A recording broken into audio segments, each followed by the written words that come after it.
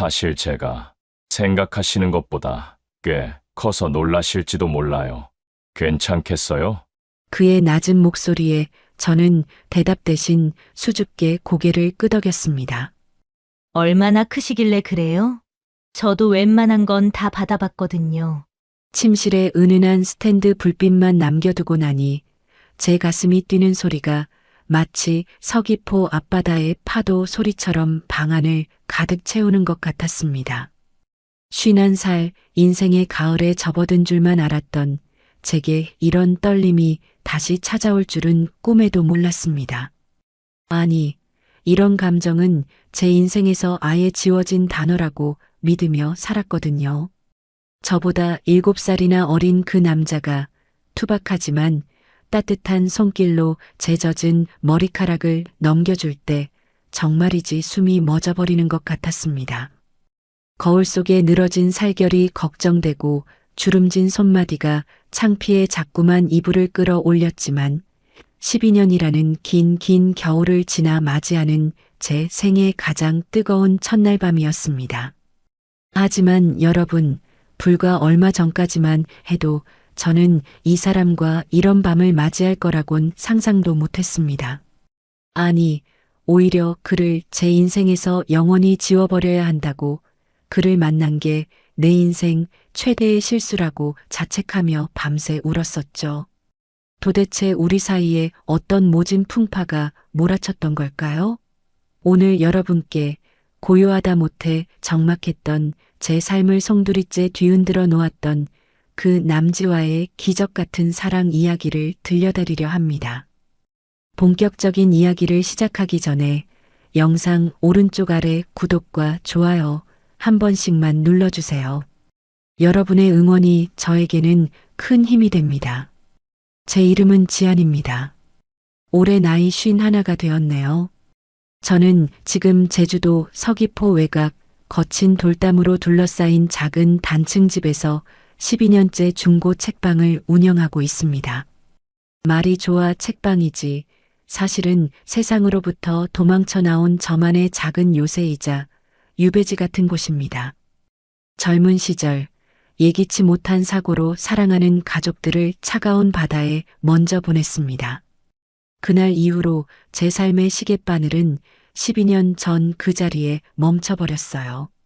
남들은 낭만과 쉼이 있는 제주 바다라고들 하지만 저에게 이 서귀포 바다는 제 소중한 것들을 앗아간 지독한 무덤이자 하루하루 죽지 못해 버텨내야 하는 치열한 삶의 현장일 뿐입니다.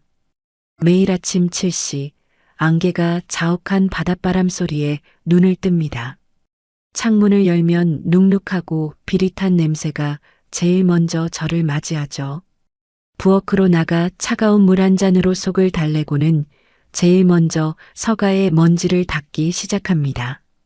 낡고 바랜 책들을 정리하다 보면 어깨며 손목이며 안 아픈 곳이 없어요. 아이고, 이제 이 몸뚱이도 내 맘 같지가 않네. 누가 듣는 사람도 없는데 자꾸만 혼잣말이 늘어납니다.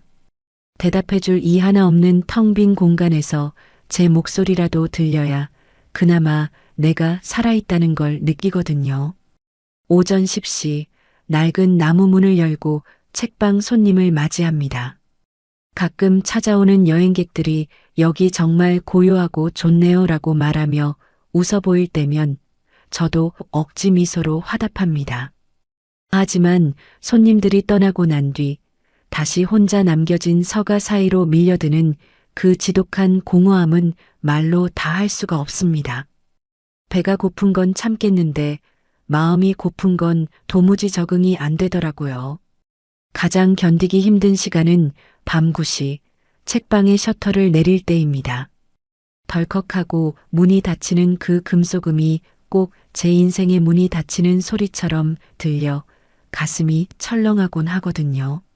집으로 돌아가는 길은 고작 몇 걸음 안 되지만 가로등 아래 비치는 제 그림자가 그렇게 길고 쓸쓸해 보일 수가 없습니다. 현관문을 열면 반겨주는 온기 하나 없는 차가운 공기. 저는 집에 오자마자 TV부터 제일 크게 켭니다. 누군가의 말소리가 온 집안을 울려야 비로소 안심이 되거든요. 혼자서 대충 끼니를 때우고 침대에 누우면 천장에 서린 정막이 저를 짓누릅니다.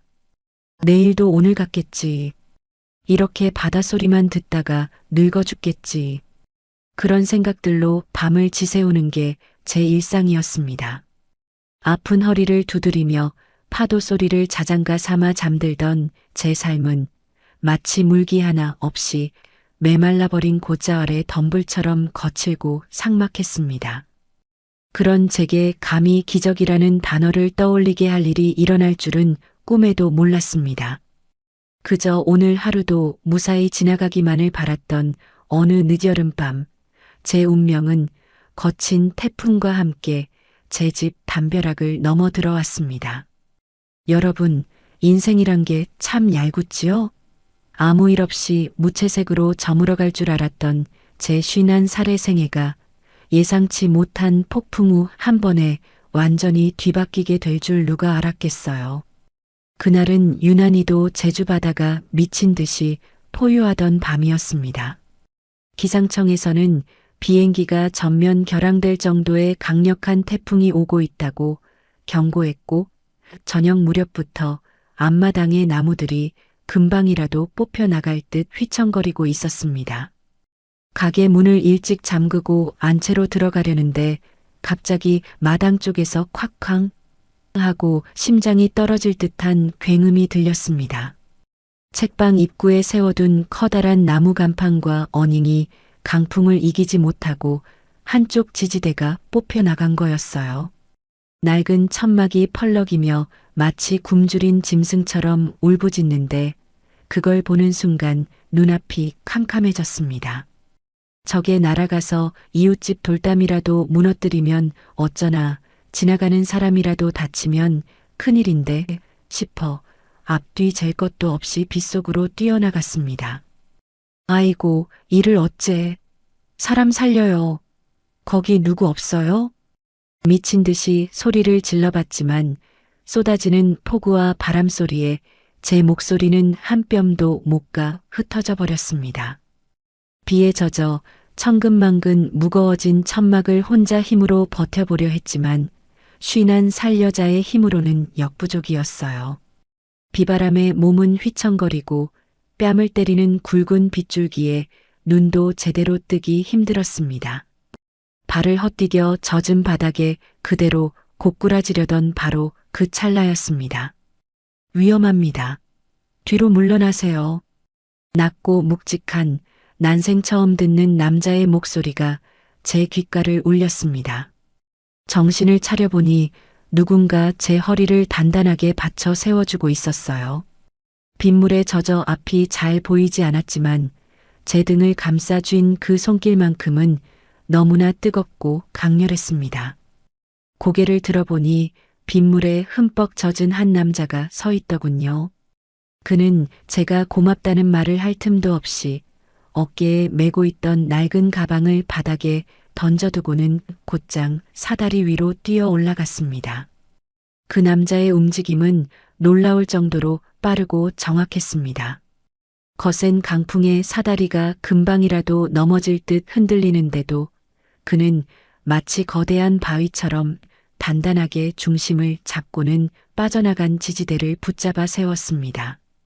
빗물에 젖어 몸에 착 달라붙은 그의 티셔츠 위로 탄탄한 어깨 근육이 드러나는데 그 긴박한 상황 속에서도 이상하게 가슴이 울렁거리는 걸 느꼈습니다.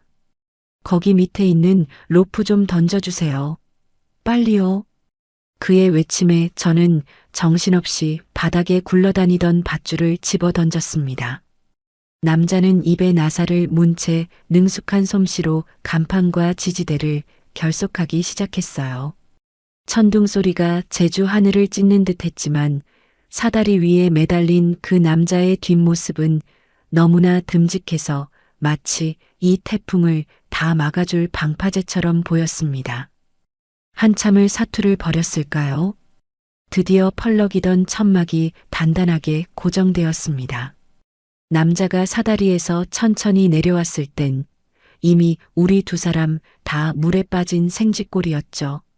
남자는 가쁜 숨을 몰아쉬며 젖은 머리카락을 거칠게 뒤로 쓸어 넘겼습니다. 그때 처음으로 그의 얼굴이 조명빛 아래 제대로 보였어요. 51살인 저보다는 한참 어려 보였지만 눈매가 아주 깊고 눈빛이 선한 사람이었습니다. 이제 됐습니다. 내일 아침까지는 끄떡없을 거예요. 어디 다치신 데는 없으세요? 그가 다가와 묻는데 저는 저도 모르게 뒤로 한 걸음 물러섰습니다.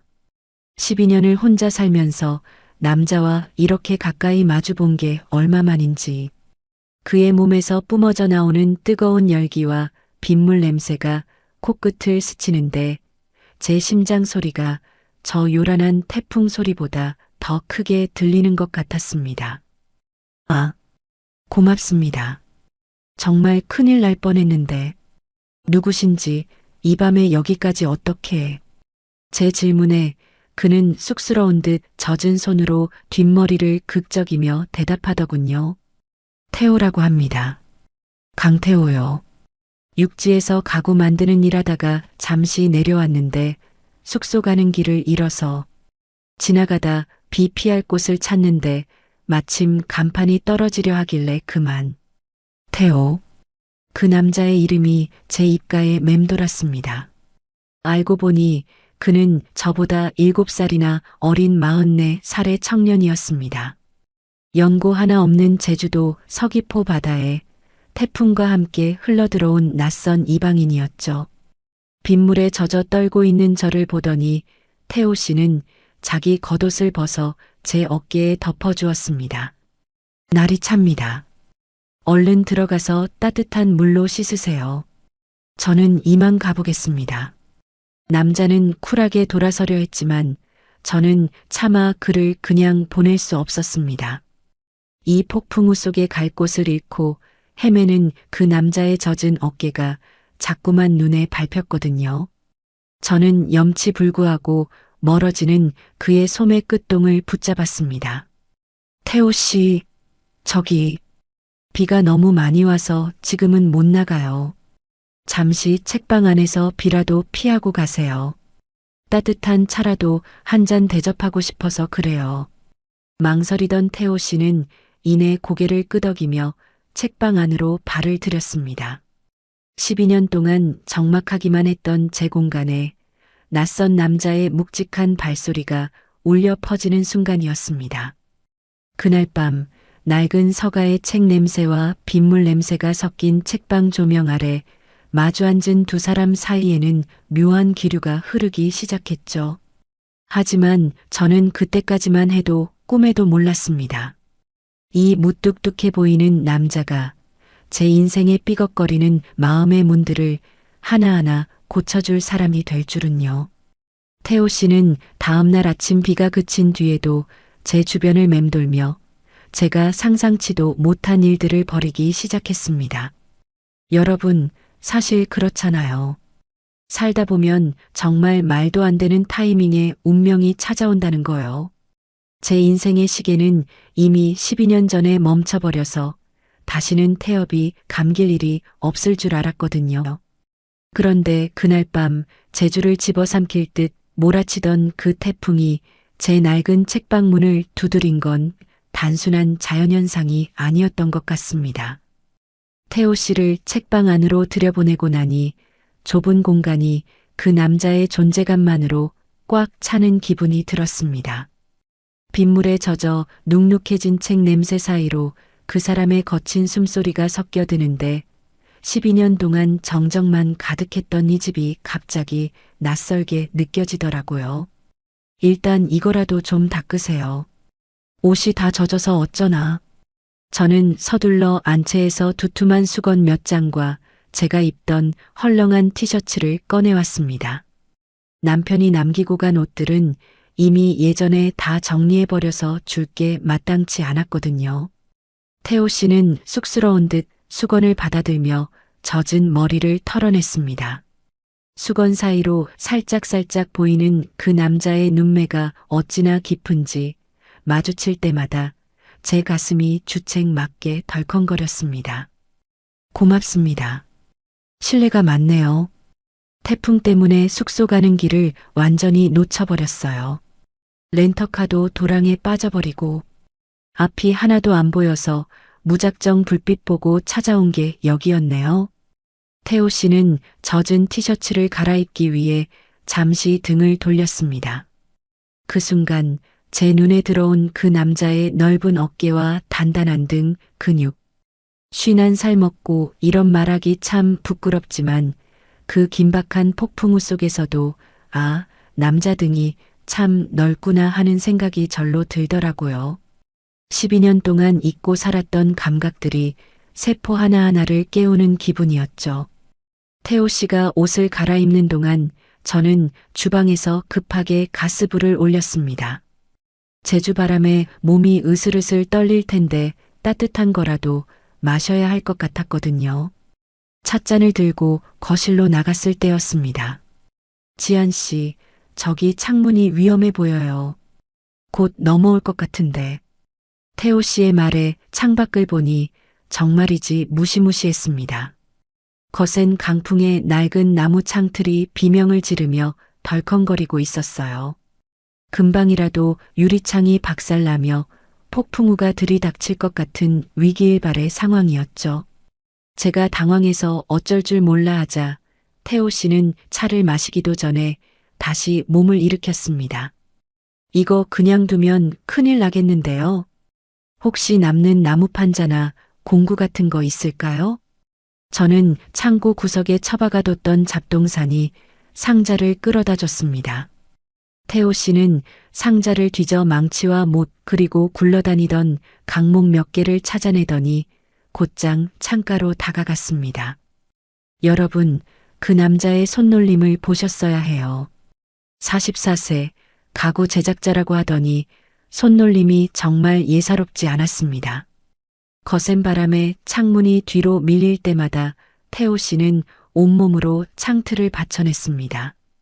땀방울이 맺힌 그의 이마에 빗물이 들이치는데도 그는 눈 한 번 깜빡이지 않고 정확한 위치에 못질을 시작했어요. 탕, 탕, 탕. 묵직한 망치 소리가 폭풍우 소리를 뚫고 집안에 울려 퍼졌습니다. 그 소리가 어찌나 든든하던지 12년 동안 밤마다 창문 흔들리는 소리에 가슴 졸이며 잠 못 이루던 제 마음의 불안까지 같이 못질해주는 기분이 들더라고요. 이제 됐습니다. 보강을 좀 해뒀으니까 웬만한 바람에는 안 떨릴 거예요. 태호 씨가 이마에 땀을 닦으며 말했습니다. 신기하게도 그 남자의 손길이 닿자마자 비명을 지르던 창문이 거짓말처럼 잠잠해졌습니다. 아니, 여전히 밖은 태풍이 몰아치고 있었지만 적어도 이 집 안만큼은 세상에서 가장 안전한 요새가 된 것 같았죠. 우리는 나란히 앉아 김이 모락모락 나는 차를 마셨습니다. 밖에는 비바람이 몰아치고 안에는 낯선 남자의 묵직한 온기가 감도는 이 기묘한 밤. 태호 씨는 자신의 가방에서 낡은 수첩 하나를 꺼내더니 뭔가를 끄적였습니다. 가구도면 같기도 하고 일기 같기도 한 그 글자들을 보며 저는 물었습니다. 태호 씨는 가구를 만드신다고 하셨죠? 제주도에는 어쩌다 오게 되신 거예요? 제 질문에 태호 씨는 잠시 찻잔을 내려놓고 창밖의 어둠을 응시했습니다. 그냥 제가 만든 것들이 다 부질없게 느껴지는 날이 오더라고요. 사람 마음 하나, 편히 쉴 의자 하나 제대로 못 만드는 것 같아서 다 내려놓고 무작정 제주로 왔습니다. 그런데 첫날부터 이렇게 큰 태풍을 만날 줄은 몰랐네요. 그의 목소리가 낮게 깔리는데 그 속에 담긴 쓸쓸함이 제 마음의 그늘과 참 많이 닮아 있었습니다. 51의 과부와 44의 방랑 가구 제작자. 우리는 나이도 살아온 환경도 달랐지만 무언가 소중한 것을 잃고 이 섬으로 흘러들어왔다는 동질감을 느꼈습니다. 태호 씨 덕분에 오늘 밤은 편히 잘 수 있겠어요. 이 낡은 집이 무너질까봐 매일 밤 겁났거든요. 제 진심 어린 말에 태호 씨가 처음으로 희미하게 미소를 지었습니다. 그 미소가 어찌나 담백하고 따뜻하던지 제 가슴 한구석에 꽁꽁 얼어붙어 있던 얼음장이 쩍 하고 갈라지는 소리가 들리는 것 같았어요. 밤이 깊어갈수록 태풍의 기세는 더 사나워졌지만 이상하게 제 마음은 그 어느 때보다 평온했습니다. 낯선 이의 발소리와 숨소리가 이 적막한 책방을 온기로 채우고 있었으니까요. 저는 거실 소파에 태호 씨의 잠자리를 마련해주고 안채로 들어왔습니다. 침대에 누웠는데도 옆방에서 들려오는 그 남자의 뒤척임 소리에 신경이 곤두서서 도저히 잠을 이룰 수가 없었습니다. 내 인생에도 이런 일이 일어나는구나. 창밖의 태풍 소리는 이제 먼 나라 이야기처럼 들렸습니다. 제 머릿속은 온통 거실에 누워있는 그 남자의 넓은 어깨와 제 창문을 단단히 고쳐주던 그 뜨거운 손길뿐이었죠. 태풍이 지나가고 나면 이 남자도 떠나겠지 싶어 벌써부터 마음이 저릿해졌습니다. 하지만 여러분, 인연이라는 게 참 묘합니다. 다음 날 아침 거짓말처럼 태풍이 잦아들고 파란 하늘이 고개를 내밀었을 때 태호 씨는 짐을 챙겨 떠날 준비를 마쳤습니다. 그런데 대문을 나서려던 그가 갑자기 멈춰서더니 마당을 한참이나 바라보는 게 아니겠어요? 지한 씨, 저기. 마당의 잡초가 너무 무성하네요. 비에 젖어서 더 지저분해졌고, 그리고 저쪽 서가도 습기 때문에 뒤틀릴 것 같은데. 태호 씨의 시선이 멈춘 곳은 12년 동안 제 손길이 닿지 않아 황폐해진 책방의 구석구석이었습니다. 그는 떠나려던 발길을 돌려 공구 가방을 다시 고쳐맸습니다. 여러분, 사실 나이 50이 넘어가면 누군가 내 인생에 참견하는 게 참 번거롭고 성가신 일이 되거든요. 내 마음 하나 추스르기도 버거운 세월인데 남의 시선까지 신경 쓰며 살고 싶지 않으니까요. 그래서 태호 씨가 며칠 더 머물며 손 좀 봐드리겠다고 했을 때 처음엔 덜컥 겁부터 났습니다. 이 사람이 왜 안 가고 여기 있으려 할까? 나한테 무슨 볼일이라도 있나 싶어 경계하는 마음이 앞섰죠. 하지만 태호 씨는 그런 제 의심이 무색할 만큼 참 말이 없는 사람이었습니다. 그저 다음 날 아침 일찍부터 낡은 작업복으로 갈아입더니 약속이라도 한 듯 공구 가방을 메고 책방 구석구석을 살피기 시작하더군요. 지한 씨, 여기 서가 뒷벽에 곰팡이가 너무 심해요. 이대로 두면 책들이 다 상합니다. 그의 무심한 목소리에 뒤를 따라가 보니 정말이지 부끄러워서 쥐구멍이라도 찾고 싶었습니다. 12년 동안 가족을 잃은 슬픔에만 갇혀 살다 보니 정작 내가 머무는 공간이 얼마나 병들어가고 있는지 몰랐던 거예요. 습한 제주 날씨에 서가 뒷벽은 이미 시커멓게 변해 있었고 소중한 고서들의 모서리까지 눅눅하게 젖어 있었습니다. 마치 제 속마음이 골마 터진 걸 들킨 것 같아 얼굴이 화끈거렸죠. 태호 씨는 제가 대답할 틈도 없이 무거운 서가를 혼자서 번쩍번쩍 들어 옮기기 시작했습니다. 44세, 한창 때의 남자라 그런지 그 두툼한 팔뚝에 힘줄이 솟아오르는데 그 모습이 어찌나 듬직하던지요. 그는 곰팡이를 닦아내고 벽면에 방습 처리를 한 뒤 직접 가져온 사포로 서가의 거친 면을 매끄럽게 밀어냈습니다. 사각사각. 공간을 채우는 사포질 소리가 이상하게 제 귀에는 자장가처럼 평온하게 들렸습니다. 곰팡이 냄새가 진동하던 책방에 조금씩 싱그러운 나무 향기가 번지기 시작하더군요. 태호 씨는 점심때가 되어도 쉴 줄을 몰랐습니다. 서가 보수가 끝나자 이번엔 낫을 들고 마당으로 나갔습니다. 여러분, 제 집 마당 보셨으면 아마 기절하셨을 거예요. 잡초가 제 허리춤까지 자라서 여기가 사람 사는 집인지 흉가인지 분간이 안 될 정도였거든요. 태호 씨는 뙤약볕 아래서 묵묵히 낫지를 하며 그 지겨운 잡초들을 하나하나 걷어내기 시작했습니다.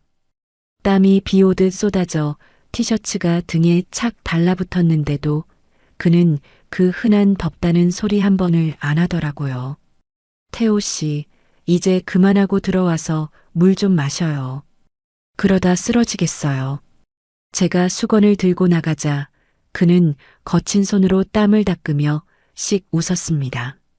그 무뚝뚝한 얼굴에 번진 맑은 미소를 보는데 제 가슴이 또 주책맞게 방방 뛰었습니다. 51 먹은 여자가 30 중반 넘은 남자 땀 닦아주는 모습이라니 남들이 보면 흉보겠다 싶으면서도 제 손은 자꾸만 그 사람에게로 향하더군요. 태호 씨는 잡초를 다 뽑아내더니 어디서 구했는지 예쁜 현무암들을 가져와 마당 한편에 아담한 돌담 화단을 만들기 시작했습니다. 거칠고 투박한 돌들이 그 남자의 손을 거치니 기가 막히게 정갈한 모양새를 갖춰가더라고요. 여기는 나중에 꽃씨를 좀 뿌려야겠어요. 지안 씨 닮은 화사한 꽃들로요. 무심하게 툭 던진 그 한마디에 제 심장이 멎는 줄 알았습니다. 저를 닮은 꽃이라니요. 12년 동안 누구 엄마도 아니고 사장님도 아닌 그저 시들어가는 여자로만 살았던 제게 꽃이라는 단어를 붙여준 사람은 이 남자가 처음이었습니다. 태호 씨의 손길이 닿는 곳마다 제 일상의 찌꺼기들이 사라지고 있었습니다. 삐걱거리던 서랍장은 부드러워졌고 곰팡이 냄새나던 구석진 방은 햇살과 나무 향기로 채워졌죠. 신기한 건 공간이 바뀌니까 제 마음도 조금씩 변하더라는 겁니다. 매일 아침 눈 뜨는 게 지옥 같았는데 이제는 오늘은 태호 씨가 어디를 고칠까 하는 기대감에 눈이 번쩍 떠지더라고요. 저녁 무렵 정리가 어느 정도 끝나자 마당은 몰라보게 환해졌습니다. 제멋대로 자랐던 풀들은 사라지고 정갈하게 쌓인 돌담 사이로 제주 바람이 기분 좋게 드나들었죠. 태호 씨는 마당 한가운데에 직접 만든 작은 나무 의자 2개를 나란히 놓았습니다. 이제 여기서 받아보세요. 서서 보는 거랑 앉아서 보는 거랑은 또 다르거든요. 그의 배려에 눈시울이 뜨거워졌습니다. 12년 동안 저는 한 번도 바다를 제대로 감상해 본 적이 없었거든요. 그저 원망하고 무서워하며 외면하기 바빴던 그 바다를 태호 씨는 예쁜 의자에 앉아 마주보라고 말해주고 있었습니다. 어느새 서귀포의 하늘이 붉게 물들기 시작했습니다. 귤밭 너머로 해가 뉘엿뉘엿 지는데 평소라면 지독하게 쓸쓸했을 그 풍경이 오늘따라 유난히 포근하게 느껴지더군요. 태호 씨는 먼지 묻은 손을 털며 마루 끝에 걸터 앉았습니다. 그의 이마에 맺힌 땀방울이 노을빛을 바다보석처럼 반짝였습니다. 저는 고마운 마음에 뭐라도 더 해주고 싶어 부엌으로 달려갔습니다. 평소엔 혼자 대충 물 말아먹던 저녁이었지만 오늘은 이 남자와 함께 근사하게 나누고 싶었거든요. 여러분, 사실 술보다 더 사람 마음을 취하게 만드는 게 뭔지 아세요? 바로 해질녘의 붉은 노을, 그리고 내 이야기를 가만히 들어주는 단 한 사람의 눈빛입니다. 그날 저녁이 그랬습니다. 태호 씨가 정성껏 닦아놓은 마당 너머로 서귀포의 하늘이 타오를 듯 붉게 물들기 시작했죠. 귤밭 사이사이로 스며드는 노을빛이 평상 위에 나란히 앉은 우리 2사람의 어깨 위로 내려앉는데 그 공기가 어찌나 달큰하면서도 실인지 가슴이 뭉클하더라고요. 저는 평소 아껴두었던 찻잎을 정성껏 우려내 평상 위로 가져갔습니다. 태호 씨, 고생 많으셨는데 차 한잔해요. 향이 참 좋거든요. 제가 건넨 잔을 받아들며 태호 씨는 낮게 숨을 내뱉었습니다. 쌉싸름한 찬물 향기가 코끝을 스치고 우리 사이엔 한동안 기분 좋은 침묵이 흘렀습니다. 12년 동안 저 홀로 지켰던 이 평상이 누군가의 무게로 인해 든든하게 느껴지는 게 참 생경하면서도 따뜻했습니다. 지안 씨, 여기 바다는 참 예쁘면서도 사람 마음을 참 아프게 하네요. 먼저 입을 뗀 건 태호 씨였습니다. 평소 말이 없던 그가 찻잔을 만지작거리며 꺼낸 첫마디였죠. 저는 그 말의 의미를 너무나 잘 알기에 그저 조용히 고개를 끄덕였습니다. 그러자 태호 씨가 자신의 이야기를 하나둘 꺼내놓기 시작하더군요. 육지에서 남부럽지 않게 가구 공방을 운영하던 이야기, 믿었던 동료의 배신으로 하루아침에 모든 걸 잃고 빚더미에 앉았던 이야기, 그리고 자부심이었던 자신의 공방문에 빨간 딱지가 붙던 날의 비참함까지요. 제 손으로 만든 의자 하나 지키지 못하는 주제에 누굴 편히 쉬게 하겠나 싶더라고요. 세상에서 제가 가장 쓸모없는 나무 토막처럼 느껴졌습니다. 담담하게 말하는 태호 씨의 목소리가 미세하게 떨리는 걸 보는데 제 가슴 한구석이 칼로 베인 듯 아려왔습니다. 44, 인생의 한복판에서 모든 걸 잃고 도망치듯 이 섬으로 흘러들어온 그 남자의 고독이 제 상처와 너무나 닮아 있었거든요. 그의 눈빛에 서린 그 짙은 그림자가 남의 일 같지 않아 저도 모르게 12년 동안 꽁꽁 싸매두었던 제 속살 같은 이야기를 꺼내놓게 되었습니다. 태호 씨, 저도 이 바다가 세상에서 제일 무서워요. 12년 전 그날 저 푸른 물결이 제 남편이랑 아이를 한순간에 데려갔거든요. 그날 이후로 제 시계는 멈췄어요. 남들은 제주가 천국이라는데 저한테는 이곳이 거대한 감옥이었답니다. 남편을 잃고 홀로 책방을 지키며 밤마다 천장을 보고 울던 날들, 내 아이의 마지막 웃음소리가 파도 소리에 섞여 들려 환청에 시달리던 그 지독한 세월들, 누구에게도 말하지 못했던 12년치의 서러움이 차가운 찻잔 위로 눈물이 되어 툭 떨어졌습니다. 제 눈가에 눈물이 고이자 태호 씨는 말없이 자기 손수건을 건네주더군요. 우리 참 많이 닮았네요. 겉은 멀쩡해 보여도 속은 다 썩어 들어간 나무들처럼. 태호 씨가 씁쓸하게 웃으며 제 찻잔에 따뜻한 물을 다시 채워줬습니다. 51세의 과부와 44세의 방랑자. 나이도 살아온 길도 달랐지만 상실이라는 같은 무게의 짐을 지고 있다는 것만으로도 우리는 금세 하나가 되었습니다. 그가 겪은 실패와 제가 겪은 상처가 노을빛 아래서 서로 섞이며 지독했던 외로움이 조금씩 희석되는 기분이었습니다. 밤은 깊어갔고 귤밭 건너 불빛들이 하나둘 꺼져갔지만 우리들의 대화는 멈출 줄 몰랐습니다. 나이 차이 따위는 이미 잊은 지 오래였죠. 그저 상처 입은 두 영혼이 서로의 흉터를 조심스럽게 어루만지는 그런 성스러운 시간 같았습니다. 태호 씨의 깊은 눈빛이 저를 향할 때마다 저는 느꼈습니다. 아, 이 사람이라면 내 이 지독한 상실의 흉터를 부끄러워하지 않아도 되겠구나 하고요. 지안 씨, 오늘 밤은 유난히 파도 소리가 슬프지 않네요. 옆에 누군가 있어서 그런가 봅니다. 태호 씨의 그 부드러운 목소리에 제 가슴이 뭉클해졌습니다. 노을은 이미 지고 사방은 어둑해졌지만 제 얼굴은 아까 본 노을보다 더 붉게 달아올랐죠. 텅 비어있던 제 마음의 태호라는 이름의 따뜻한 씨앗이 심어지는 순간이었습니다. 하지만 여러분, 사랑이라는 게 말로만 하는 게 아니잖아요. 태호 씨는 그날 이후로 제게 더 깊고 세밀한 배려를 보여주기 시작했습니다. 제가 미처 깨닫지 못했던 제 몸의 고단함까지 먼저 알아봐주는 그런 다정한 행동들 말이죠. 어느 날이었어요. 여느 때처럼 무거운 고서들을 서가로 옮기느라 제 손목이 유난히 시큰거리고 부어올라 있었거든요. 저는 그게 부끄러워 태호 씨가 오면 얼른 소매를 내려 감추곤 했습니다.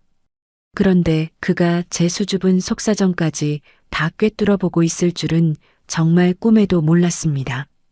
여러분, 사실 나이 먹고 하는 사랑은 화려한 보석이나 값비싼 이벤트보다 내 몸 어디가 아픈지 남 모르게 살펴주는 그 마음 하나에 속수무책으로 무너지는 법입니다. 51쯤 되면 몸 여기저기 고장이 나기 마련인데 특히나 무거운 책을 매일같이 들었다 놨다 하는 제 손목은 늘 파스 냄새가 가실 날이 없었거든요. 그날도 여느 때처럼 서가를 정리하다 손목이 찌릿해서 저도 모르게 인상을 찌푸리며 팔목을 주무르고 있었습니다. 그런데 어느샌가 다가온 태호 씨가 제 곁에 떡하니 서서 가만히 제 손을 쳐다보더라고요. 짠 바닷바람과 낡은 책장 사이에서 갈라지고 터져서 마디가 굵어진 제 못난 손을요. 12년 넘게 책방을 지키며 훈장처럼 박힌 굳은 살. 저는 그게 갑자기 너무 창피해서 얼른 등 뒤로 손을 감췄습니다. 아이고, 태호 씨. 보지 마세요. 여자 손이 이래서 창피하네. 고생을 많이 해서 징그럽죠? 제가 민망해서 웃어넘기려는데 태호 씨의 표정이 유난히 진지했습니다. 그는 아무 말 없이 자기 작업실로 쓰던 창고로 들어가더니 한참 동안 망치 소리와 사포질 소리를 내더라고요. 그러더니 저녁 무렵 각각 가는 신선한 나무 향이 진동하는 물건 하나를 제 앞에 내밀었습니다. 지한 씨, 이거 한번 써보세요. 책 옮길 때나 읽을 때 손목에 물이 안 가게 제가 특별히 각도를 좀 맞춰봤습니다. 태호 씨가 건넨 건 아주 매끄럽게 잘 닦인 나무 독서대였습니다. 그런데 그냥 독서대가 아니었어요. 제 손목의 높이와 책을 집어드는 습관까지 세밀하게 관찰해서 만든 오직 저만을 위한 맞춤형 독서대였습니다. 손을 얹는 부분이 인체공학적으로 완만하게 설계되어 있어서 책을 올려두고 넘길 때 손목에 힘이 전혀 들어가지 않게 만들어졌더라고요. 직접 만드신 거예요? 세상에. 어쩜 이렇게 보드라워요? 제가 감탄하며 독서대를 쓰다듬자 태호 씨는 쑥스러운 듯 뒷머리를 긁적였습니다. 그 투박한 남자가 제 손목 아픈 걸 기억하고 그 커다란 손으로 정교하게 나무를 깎았을 모습을 상상하니 코끝이 찡해졌습니다. 남편 떠나고 누구 하나 제 손목이 시린지 어깨가 결리는지 물어봐주는 사람이 없었거든요. 12년 만에 처음으로 보살핌이라는 걸 받아본 제 가슴 속에선 뜨거운 게 울컥 올라왔습니다. 저는 그 고마움을 그냥 넘길 수 없었습니다. 태호 씨가 근처 민박집에서 대충 끼니를 때운다는 말을 들었을 때부터 줄곧 마음이 쓰였거든요. 그날 저녁 저는 시장에서 제일 싱싱한 옥돔 2마리를 사왔습니다. 태호 씨를 위해 제대로 된 진짜 제주 밥상을 차려주고 싶었거든요. 커다란 냄비에 들기름을 넉넉히 두르고 정성껏 말린 미역과 뽀얀 옥돔 살을 넣어 푹 끓였습니다. 보글보글 끓어오르는 미역국 냄새처럼 제 마음도 설렘으로 차올랐죠. 갓 지은 하얀 쌀밥에 직접 담근 톤 무침까지 내놓으니 적막했던 책방 식탁이 모처럼 풍성해졌습니다. 태호 씨, 매일 밖에서 드시지 말고 오늘 저녁은 여기서 저랑 같이 해요. 선물해 주신 독서대. 정말 너무 고마워서 제가 특별히 끓였어요. 태호 씨는 자리에 앉아 제가 건넨 옥돔 미역국 국물을 한 수저 떴습니다. 정말 시원하네요. 제주 와서 먹은 음식 중에 제일 맛있습니다. 그가 땀을 뻘뻘 흘리며 밖 공기를 비워내는 모습을 보는데 제가 다 배가 부르고 행복하더라고요. 그는 제 미역국을 세상에서 가장 귀한 보약처럼 먹어줬고 저는 그가 선물한 독서대 덕분에 마음까지 든든해졌습니다. 나무 독서대와 옥돔 미역국. 어떻게 보면 참 소소한 것들이지만 우리에겐 그게 서로의 마음을 확인하는 가장 확실한 징검다리였습니다. 이 사람이라면 내 아픈 몸과 마음을 맡겨도 되겠다. 이 여자라면 내가 평생 지켜주고 싶다는 마음이 그 작은 배려들 속에 싹트고 있었던 겁니다. 저녁을 다 먹고 난 뒤 밖에는 은은한 달빛이 우리 책방 마당을 비추고 있었습니다. 설거지를 마치고 나오니 태호 씨가 마당 돌담 끝에 서서 밤바다를 보고 있더라고요. 평소보다 더 묵직하게 가라앉은 그의 뒷모습을 보는데 제 가슴이 다시 한번 주책맞게 방방 뛰기 시작했습니다. 우리는 약속이라도 한 듯 함께 신발을 신었습니다. 지한 씨, 달이 참 밝네요. 해안도로 좀 걸을까요? 태호 씨의 제안에 저는 기쁜 마음으로 겉옷을 챙겨 입었습니다. 밤 공기는 차가웠지만 그와 나란히 걷는 이 길이 제 인생의 새로운 시작이 될 것만 같은 예감이 들었거든요. 여러분, 사실 50이 넘은 나이에 누군가와 손을 잡고 밤길을 걷는다는 게 얼마나 쑥스러운 일인지 아실 거예요. 이 나이쯤 되면 사랑이라는 단어가 꼭 내 옷이 아닌 것처럼 어색하고 남사스럽게 느껴지기 마련이거든요. 그런데 그날 밤 보름달이 환하게 비추던 서귀포 해안도로는 이상하게도 저를 다시 20살 소녀로 되돌려 놓은 것만 같았습니다. 은은한 달빛이 바다 위에 부서져 윤슬처럼 반짝이고 발걸음을 옮길 때마다 철썩이는 파도 소리가 우리 두 사람의 발소리에 장단을 맞췄습니다. 태호 씨는 제 보폭에 맞춰 천천히 걸어주었죠. 그와 나란히 걷고 있으니 그의 팔에서 전해지는 묵직한 온기가 차가운 밤 공기를 뚫고 제 피부로 스며들었습니다. 심장이 입 밖으로 튀어나올 것만 같아 저는 애꿎은 옷자락만 만지작거렸습니다. 한참을 말없이 걷다가 하얀 등대가 보이는 언덕 끝에 멈춰 섰습니다. 등대 불빛이 규칙적으로 밤바다를 비추는 그 고요한 풍경 속에서 저는 12년 동안 가슴 깊숙이 묻어두었던 두려움을 꺼내놓지 않을 수 없었습니다. 태호 씨, 저요. 사실 지금 이 순간이 너무 꿈만 같아서 무서워요. 12년 전 그날 이후로 저는 다시는 누군가를 가슴에 들여놓지 않겠다고 그렇게 문을 꽁꽁 걸어 잠그고 살았거든요. 제 목소리가 파도 소리에 섞여 파르르 떨려 나왔습니다. 태호 씨는 가만히 멈춰서서 제 옆 얼굴을 응시했습니다. 사랑하는 사람을 또 잃게 될까봐, 다시 그 지옥 같은 상실의 바다에 던져질까봐, 누군가를 다시 좋아한다는 게 저한테는 세상에서 제일 무서운 일이에요.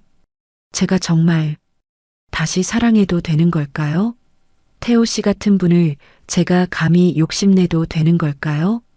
말을 끝내고 나니 참아왔던 눈물이 뺨을 타고 흘러내렸습니다. 51세 먹은 여자가 건네는 이 처절하고도 수줍은 고백. 태호 씨가 당황해서 뒷걸음질 치면 어쩌나, 이 무거운 마음이 그 사람을 도망가게 만들면 어쩌나 싶어 눈을 질끈 감았습니다. 그런데 그 순간 차갑게 식어있던 제 손위로 뜨겁고 두툼한 손이 겹쳐졌습니다. 태호 씨였습니다. 그는 제 손을 부서질 듯 꽉 움켜잡더니 저를 똑바로 바라보며 묵직한 목소리로 말했습니다. 지한 씨, 그동안 얼마나 춥고 외로운 바다를 혼자 건너오셨는지 다 가늠할 순 없지만 이거 하나만은 약속할게요. 이제 지한 씨 혼자 파도 맞게 두지 않습니다. 그는 제 손을 자기 가슴 쪽으로 끌어당겼습니다. 손바닥을 통해 전해지는 그의 심장 박동이 제 것만큼이나 빠르고 뜨겁게 요동치고 있었어요. 저는 화려한 미래를 약속할 만큼 대단한 사람은 아닙니다. 하지만 지한 씨의 남은 생에 그 어떤 태풍이 불어와도 흔들리지 않는 든든한 버팀목은 되어드릴 수 있습니다. 지한 씨가 다시 사랑하는 걸 두려워하지 않게 제가 그 문 앞에서 매일 밤 지키고 서 있을게요. 저랑 같이 걸어가 주시겠어요? 태호 씨의 그 버팀목이라는 말 한마디에 제 가슴 속의 둑이 완전히 무너져 내렸습니다. 평생을 떠돌던 남자가 제 곁에 뿌리를 내리겠다는 그 맹세가 세상 어떤 보석보다도 값지게 느껴졌거든요.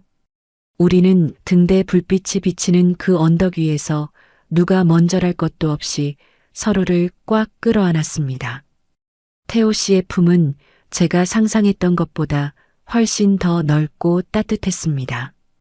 그의 가슴에 귀를 대니 세상을 다 가진 것 같은 안도감이 밀려왔어요.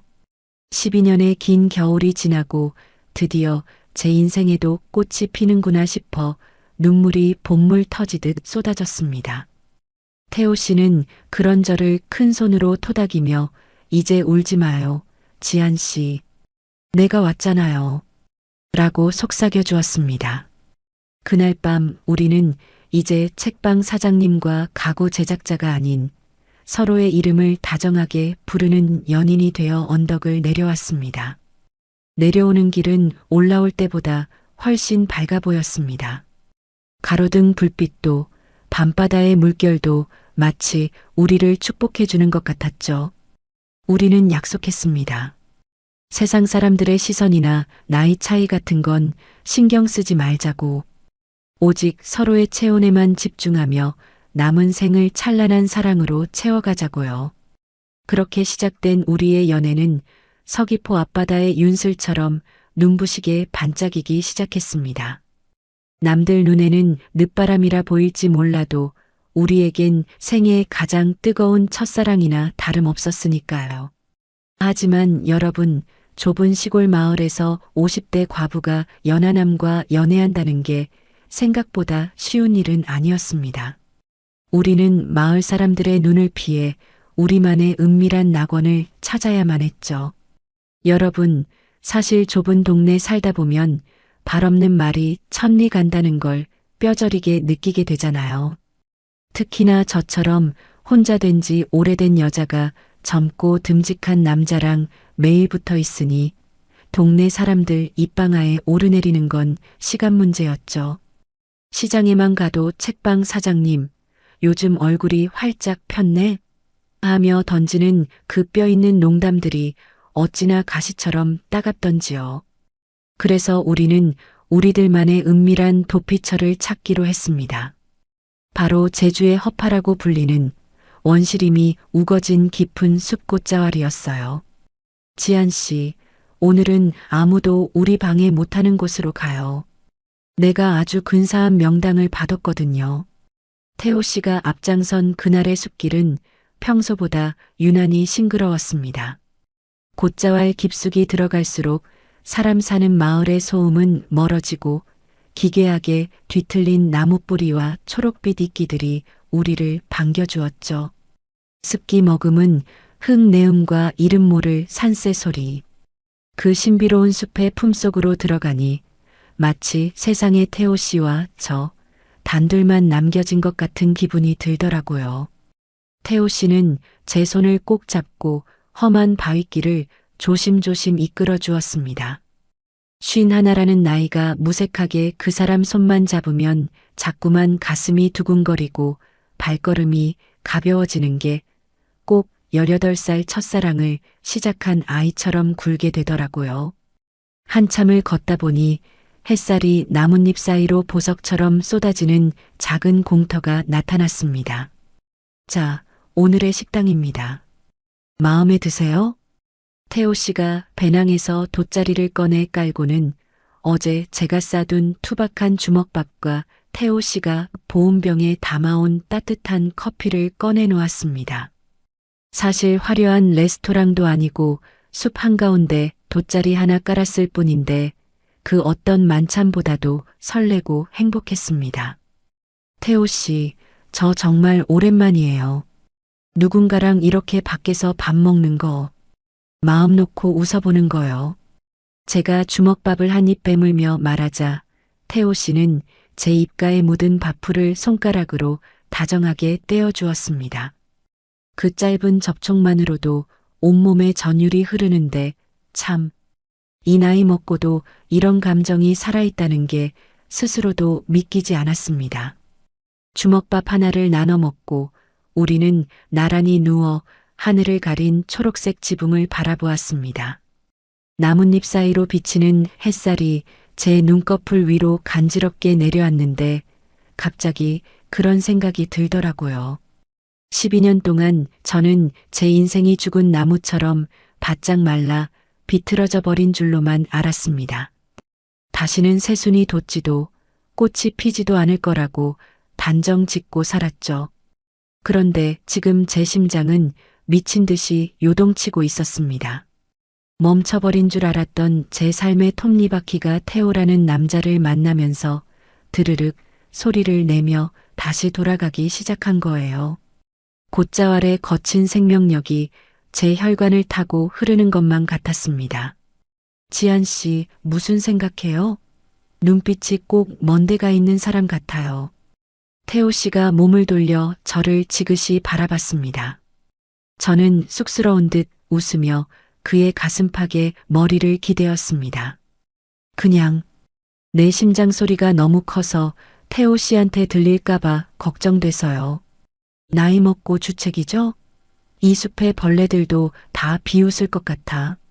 제 농담에 태호 씨가 커다란 팔로 저를 더 꽉 끌어안았습니다. 그의 품에서는 그가 매일 만지는 나무 냄새와 기분 좋은 땀 냄새가 섞여났습니다. 그 냄새가 어찌나 안심이 되는지 저는 그 자리에서 영원히 멈춰버리고 싶다는 유치한 생각까지 했습니다. 비웃긴요.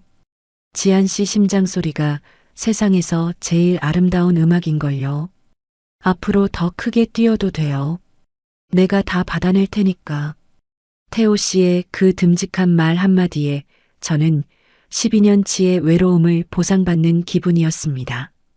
숲은 고요했고 햇살은 따스했으며 제 곁에는 저를 위해 기꺼이 나무 그늘이 되어주겠다는 남자가 있었습니다. 하지만 여러분, 행복이 깊어질수록 한편으로는 불안함이 고개를 들기 마련이잖아요. 이 평화가 태풍 전야처럼 느껴지는 건 왜일까요? 곧자왈의 깊은 정막 속에서 우리는 서로의 숨결을 확인하며 사랑을 속삭였지만 산을 내려가면 다시 마주해야 할 현실들이 우리를 기다리고 있었습니다. 태호 씨와 저는 돗자리를 정리하며 일어섰습니다. 돌아가는 길 태호 씨가 제 귓가에 대고 낮게 속삭이더군요. 지한 씨, 오늘 밤 우리 집으로 오지 않을래요? 태풍 오는 날 고쳐준 그 창문이 잘 있는지 같이 확인하고 싶어서요. 그의 제안은 단순한 집 구경이 아니라는 걸 저도 그도 알고 있었습니다. 보름달 아래서 맺은 약속보다 더 깊고 진한 서로의 온전한 살결을 나누고 싶다는 신호였죠. 저는 대답 대신 그의 손을 더 꽉 잡았습니다. 여러분, 인생이라는 게 참 무섭습니다. 꼭 내가 가장 행복하다고 느낄 때, 이제야 겨우 살 것 같다고 숨을 몰아쉴 때, 운명은 마치 기다렸다는 듯이 가장 날카로운 칼날을 들이밀더라고요. 태호 씨와 곧자왈에서 꿈같은 시간을 보내고 돌아온 지 불과 며칠 지나지 않았을 때였습니다. 그날은 유난히 안개가 짙게 낀 오후였어요. 책방 앞마당에서 태호 씨가 제게 선물할 작은 화분 받침대를 만들고 있었고 저는 옆에서 그가 일하는 모습을 보며 갓 우려낸 차를 따르고 있었죠. 그런데 갑자기 책방 입구에 검은색 고급 세단 한 대가 거칠게 멈춰 섰습니다. 문이 열리더니 험악한 인상을 한 건장한 남자 셋이 내리더군요. 평화롭던 서귀포 시골 마을과는 전혀 어울리지 않는 살벌한 기운을 내뿜는 사람들이었습니다.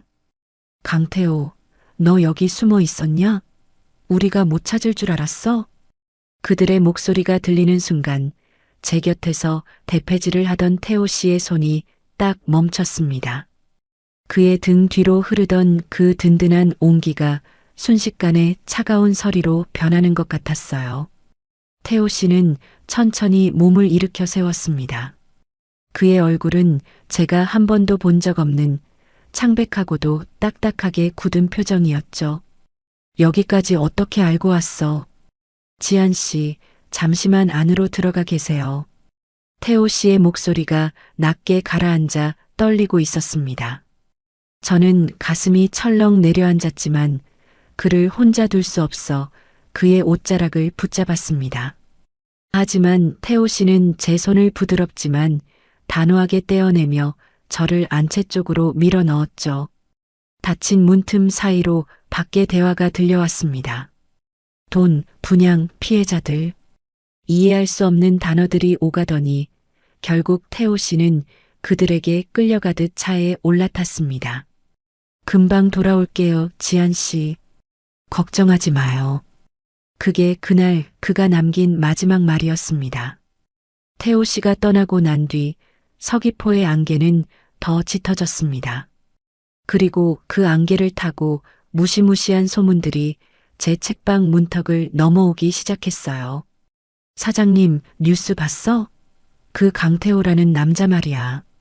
가구 만드는 사람인 줄 알았더니 순 사기꾼이라며? 다음 날 아침 시장에서 만난 이웃 여자가 제 손을 붙잡고 호들갑을 떨었습니다. 제 귀를 의심했습니다. 마을 사람들 입에서 오르내리는 태호 씨의 과거는 제가 아는 그 다정하고 무뚝뚝한 남자와는 전혀 딴판이었습니다. 육지에서 수백 명의 눈물을 쏙 뺀 대규모 분양 사기극의 핵심 인물이었고 수십억을 챙겨 제주도로 도망쳐온 파렴치한이라는 거였죠. 아니야, 그럴 리 없어요. 그 사람은 그런 짓을 할 사람이 아니라고요. 제가 소리 높여 부인해봤지만 사람들의 시선은 이미 싸늘하게 식어 있었습니다. 사장님도 참 순진하시네. 그렇게 덩치 크고 말수 적은 놈들이 속은 더 시커먼 법이야. 사장님 돈 노리고 접근한 거 아니야? 라는 말들이 비수처럼 제 가슴을 찔렀습니다. 책방으로 돌아오는 길 골목마다 수군거리는 소리가 환청처럼 들렸습니다. 12년 전 가족을 잃었을 때 느꼈던 그 지독한 고립감이 다시 저를 덮쳤습니다. 태호 씨가 정성껏 고쳐놓은 서가, 그가 뽑아낸 잡초 자리에 심은 화단, 나란히 앉아 차를 마셨던 평상. 그 모든 것들이 갑자기 가짜처럼 느껴지기 시작했어요. 태호 씨, 정말 당신이 그런 사람이었나요? 나한테 보여준 그 눈빛도, 그 떨리던 손길도 다 연극이었던 건가요? 전화기는 꺼져 있고 태호 씨가 머물던 숙소는 이미 짐이 빠진 상태였습니다. 사람들은 저를 향해 동정 어린 혹은 비웃음 섞인 눈길을 보냈습니다. 51살에 늦바람 나서 사기꾼한테 홀린 불쌍한 여자. 제 이름 뒤에 붙은 그 꼬리표가 저를 숨막히게 했습니다. 밤이 되자 태풍보다 더 무서운 정막이 찾아왔습니다. 태호 씨가 고쳐놓은 창문은 이제 흔들리지 않았지만 제 마음의 창틀은 사정없이 덜컹거리고 있었죠. 방 한 구석, 그가 선물해준 나무 독서대를 바라봤습니다. 제 손목의 각도까지 세심하게 맞춰 깎아낸 그 나무의 감촉. 사기꾼이 이런 것까지 이렇게 정성껏 만들었을까? 하는 의문과 세상에 믿을 놈 하나 없다는 절망감이 제 안에서 미친 듯이 싸웠습니다. 그런데 여러분, 지옥 같은 3일이 지나고 모두가 그를 범죄자라고 확신하며 제게 등을 돌렸을 때 제 책방 우체통에 낡은 봉투 하나가 꽂혀 있었습니다. 보낸 사람 이름도 없는 흙먼지가 잔뜩 묻은 봉투였죠. 여러분, 사실 사람이 제일 무서운 건 나를 욕하는 적이 아니라 어제까지 웃으며 안부를 묻던 이웃들이 한순간에 서늘한 눈빛으로 변할 때예요. 태호 씨가 떠나고 마을에 그 흉측한 소문이 번지자 서귀포의 그 따뜻했던 인심은 간데없고 제 주변엔 오직 날선 가시들만 가득해졌습니다. 거 봐, 내가 뭘 했어. 외지인은 함부로 드리는 게 아니라니까. 책방 사장님도 그래. 나이 먹고 남자의 눈이 멀어서 사기꾼인지도 모르고. 시장에 두부 한 모를 사러 가도 동네 정자 밑을 지나가도 제 등 뒤로 수군대는 소리가 파도보다 더 거세게 밀려왔습니다. 12년 동안 이 좁은 마을에서 부대끼며 살았던 이웃들이었는데 그들은 마치 기다렸다는 듯이 저를 사기꾼의 공범 혹은 정신 나간 늙은 여자 취급을 하더군요. 제가 태호 씨는 그런 사람이 아니라고, 아직 확실한 건 아무것도 없다고 항변해봐도 돌아오는 건 비웃음 섞인 동정뿐이었습니다. 사장님, 정신 차려요. 그 덩치 좋은 놈이 사장님 돈 보고 접근한 거라니까. 이제 와서 편들어봐야 사장님만 바보 돼. 그 말들이 비수가 되어 가슴에 박혔습니다. 무엇보다 저를 가장 아프게 한 건 태호 씨가 남긴 그 공백이었어요. 3일째 전화기는 꺼져 있고 그가 머물던 방엔 온기 하나 남아있지 않았죠. 사람들의 비난보다 무서운 건 정말 내가 또 버려진 걸까? 하는 그 지독한 의심이었습니다. 12년 전 바다가 제 가족을 앗아갔을 때 느꼈던 그 참담한 상실감이 다시 제 목살을 조여왔습니다. 결국 저는 책방 문을 닫아 걸었습니다. 임시 휴업이라는 팻말을 내걸고 태호 씨가 정성껏 고쳐준 그 튼튼한 창문들을 모두 닫고 커튼을 쳤죠. 빛 한 점 들어오지 않는 어둠 속에서 저는 스스로를 고립시켰습니다. 밖에서 마을 사람들이 제 집 앞을 지나가며 저 안에서 울고 있겠지. 창피해서 못 나오는 거야라고 내뱉는 소리가 들릴 때마다 저는 귀를 막고 이불 속으로 파고들었습니다. 여러분, 배신감이라는 게 참 지독하더라고요. 태호 씨와 곶자왈에서 나눴던 그 뜨거운 눈맞춤, 제 손목을 위해 깎아준 독서대, 옥돔 미역국을 먹으며 짓던 그 선한 미소. 그 모든 기억이 이제는 저를 조롱하는 환영이 되어 나타났습니다. 태호 씨, 정말 다 가짜였나요? 당신이 한 맹세도, 그 듬직한 어깨도 다 나를 속이기 위한 도구였나요? 책방 서가 구석에 앉아 있으면 그가 보수한 나무 향기가 코끝을 스쳤습니다. 그 향기가 너무 좋아서 눈물이 났고 또 너무 미워서 벽을 긁어댔습니다.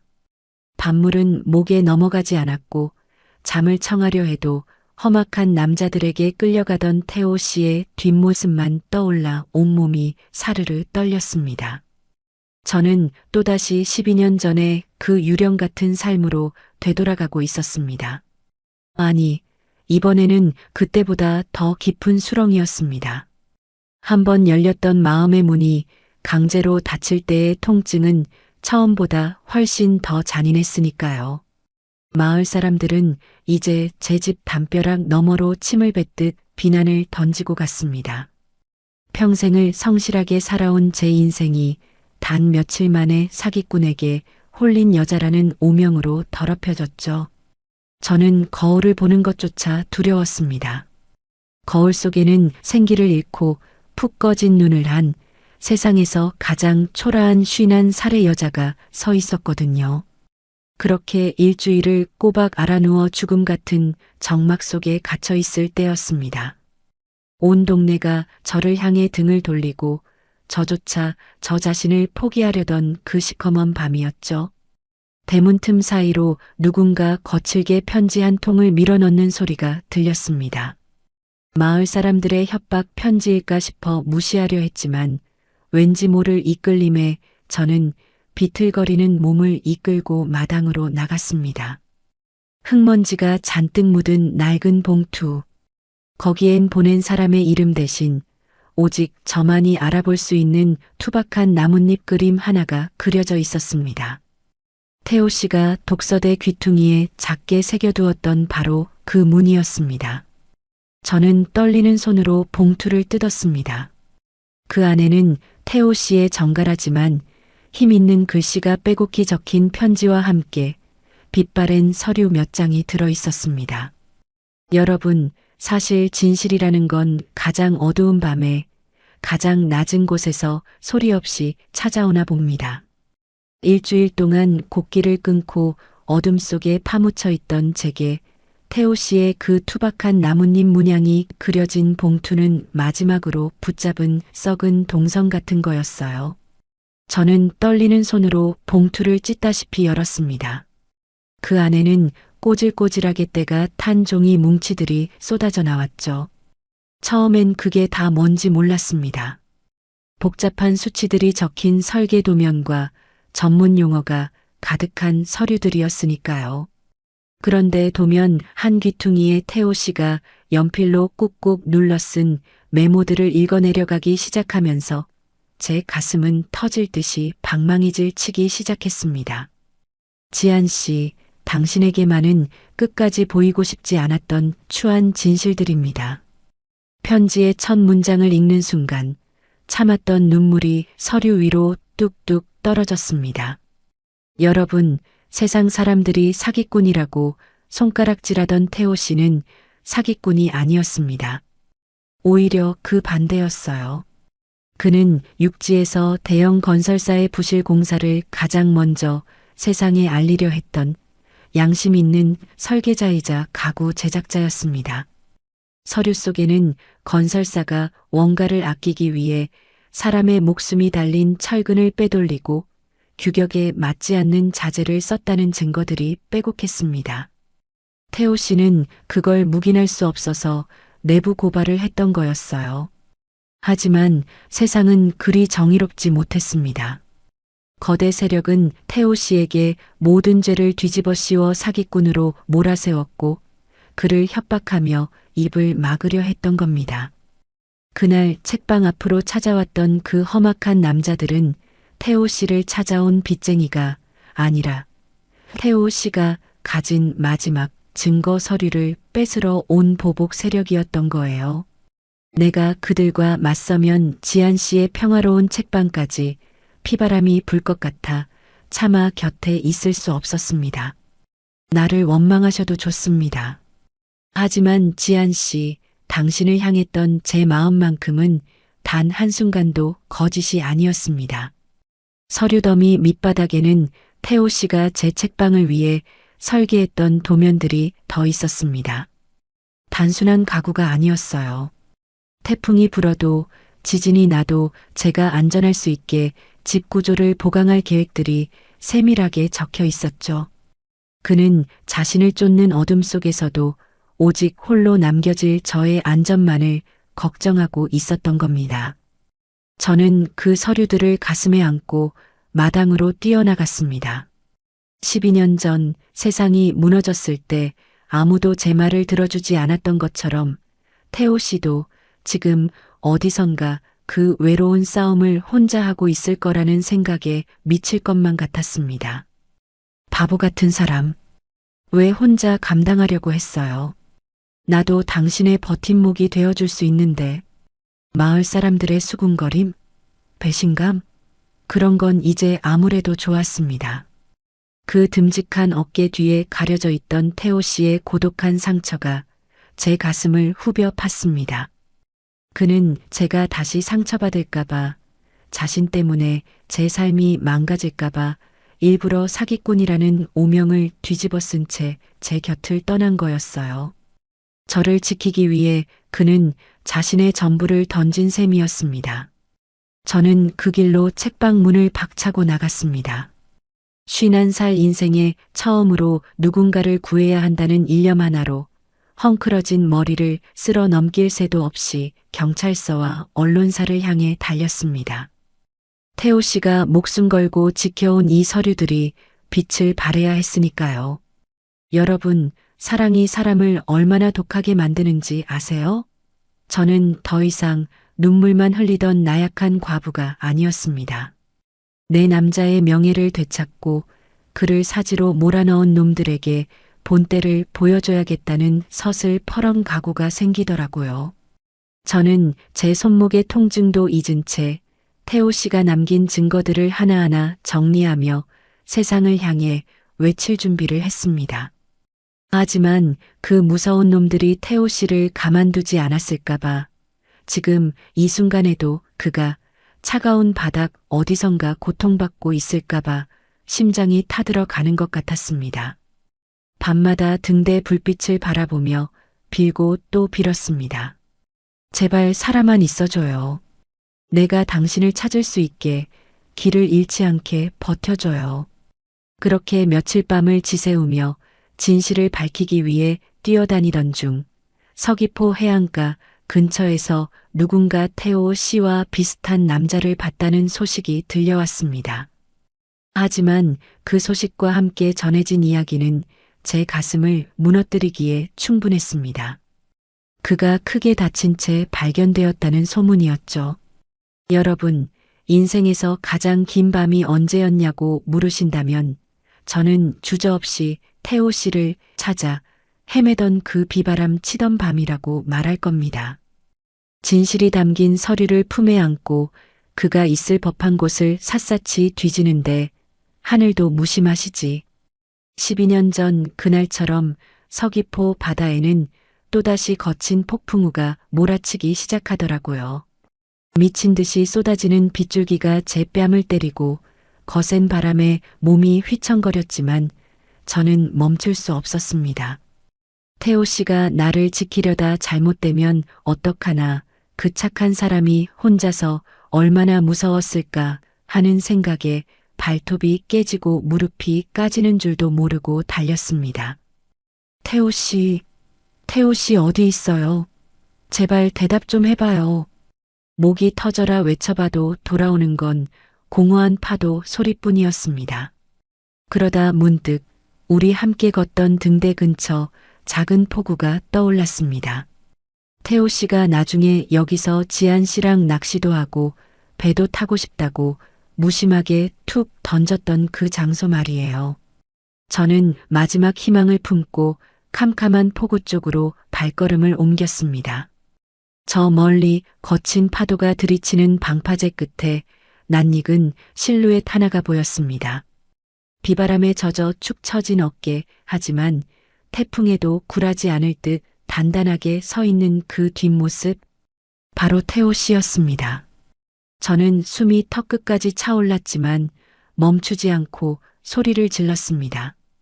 태호 씨, 제 목소리에 남자가 천천히 고개를 돌렸습니다. 가로등 불빛 아래 비친 그의 얼굴은 피와 빗물로 얼룩져 엉망이었고 한쪽 팔은 힘없이 늘어져 있었죠. 그 험악한 놈들에게 얼마나 당한 건지. 저는 그를 보자마자 다리에 힘이 풀려 주저앉고 말았습니다. 태호 씨는 비틀거리는 걸음으로 제게 달려와 젖은 손으로 제 얼굴을 감싸주었습니다. 지한 씨, 여기 왜 왔어요? 위험하게 여길 왜? 그의 목소리는 갈라져 있었지만 여전히 저를 걱정하는 그 다정한 온기가 느껴졌습니다. 저는 그의 품에 안겨 어린아이처럼 엉엉 울어버렸습니다. 51살 인생에 이렇게 서럽게, 그리고 이렇게 기쁘게 울어본 적이 또 있었을까요? 이 바보 같은 사람아, 왜 혼자 다 짊어지려고 해요? 당신이 사기꾼이 아니라는 거, 나를 지키려고 그랬다는 거 다 알았단 말이에요.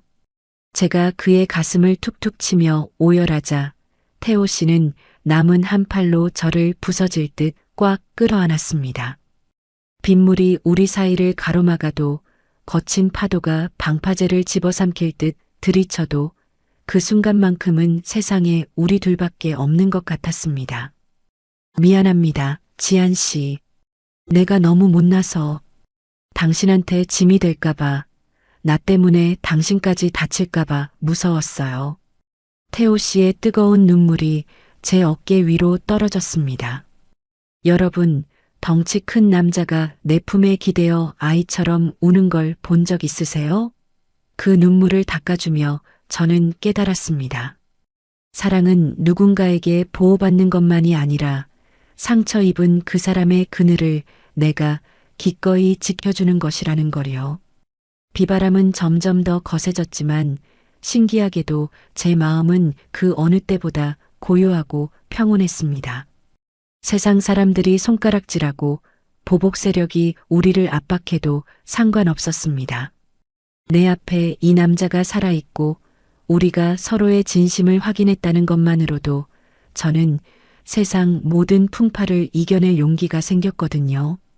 태호 씨, 이제 절대 어디 가지 마요. 나랑 같이 싸워요. 당신이 고쳐준 그 튼튼한 창문 뒤에서 우리 절대 문 안 열어줄 거니까.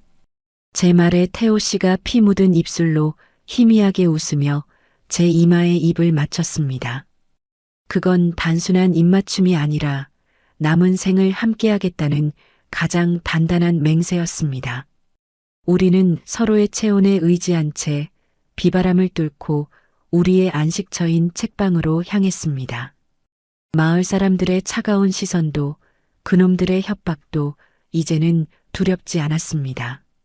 사랑하는 사람의 손을 잡고 걷는 이 길 위에서 저는 12년 만에 처음으로 진짜 살아있다는 감각을 온몸으로 느꼈습니다. 이제 남은 건 이 남자의 억울함을 풀고 우리만의 평화로운 일상을 되찾는 일뿐이었습니다. 하지만 여러분, 진정한 치유는 이제부터 시작이었습니다. 몸과 마음의 깊은 상처를 입은 태호 씨를 돌보며 저 또한 제 안에 깊이 박혀있던 슬픔의 잔해들을 하나둘 꺼내 놓아야 했거든요. 비가 그친 뒤 찾아올 찬란한 햇살을 기다리며 우리는 서로의 흉터를 정성껏 치료하기 시작했습니다. 여러분, 사실 사람이 제일 무한할 때가 언제인지 아세요? 내가 죽일 놈이라고 손가락질했던 사람이 알고 보니 세상 천지 둘도 없는 의인이었다는 걸 알게 된 순간이죠. 태호 씨가 가져온 서류들이 세상에 공개되고 뉴스에서 그가 부실 공사를 막으려던 영웅이었다는 사실이 대대적으로 보도되자 우리 서귀포 마을은 그야말로 발칵 뒤집혔습니다. 어제까지만 해도 제 책방 앞을 지나며 침을 뱉던 사람들이 이제는 슬금슬금 제 눈치를 보며 길을 비키더라고요. 하지만 저는 그들의 사과를 집안에서 가만히 앉아받고 싶지 않았습니다. 12년 동안 숨어 지냈던 제가 이제는 태호 씨를 위해서라도 세상 밖으로 당당히 걸어 나가야겠다고 결심했죠. 태호 씨, 오늘 우리 5일장 가요. 맛있는 것도 사 먹고 사람들 구경도 하고요. 제 말에 태호 씨는 조금 놀란 눈치였지만 이내 그 듬직한 미소를 지으며 제 손을 꽉 잡았습니다. 지한 씨가 가자면 어디든 가야죠. 우리는 그렇게 나란히 집을 나섰습니다. 5일장 입구에 들어서자마자 사람들의 시선이 우리에게 꽂히는 게 느껴졌습니다. 수군거리는 소리는 여전했지만 그 결이 이전과는 완전히 달랐어요. 어머, 저 사람이 그 뉴스에 나온 사람이네. 세상에, 우리가 사람을 잘못 봐도 한참 잘못 봤어. 그런 소리들이 등 뒤에서 들려왔죠. 저는 보란듯이 태호 씨의 팔짱을 꽉 끼었습니다. 그리고는 평소 단골이었던 반찬 가게며 생선 가게를 하나하나 들렀습니다.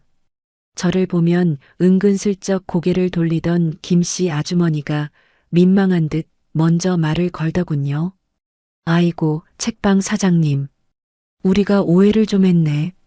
미안해서 어쩌나. 이 총각이 그렇게 훌륭한 사람인 줄도 모르고.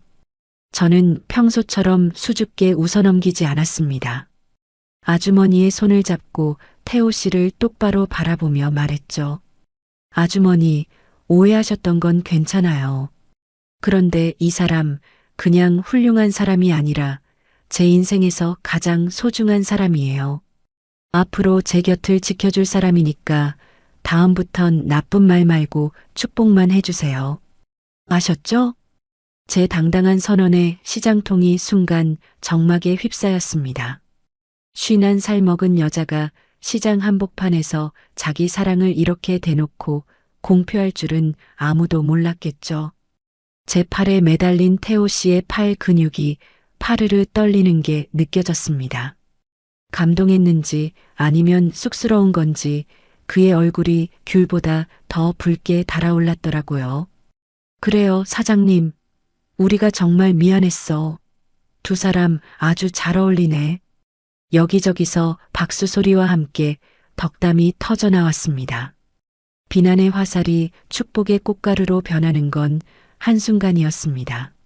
하지만 저는 사람들의 환호보다 제 옆에서 저를 대견하다는 듯 내려다보는 태호 씨의 눈빛이 더 좋았습니다. 12년 전 바다의 모든 걸 잃고 유령처럼 떠돌던 제가 이제는 누군가의 손을 잡고 시장 바닥을 누비며 이 사람이 내 사람이다라고 말할 수 있게 된 거예요. 태호 씨는 제 손을 잡은 채 장터 국밥집으로 저를 이끌었습니다. 뜨거운 국밥 김이 모락모락 피어오르는 식탁에 마주 앉아 우리는 남들의 시선 따위 아랑곳하지 않고 서로의 입에 반찬을 얹어주며 웃었습니다.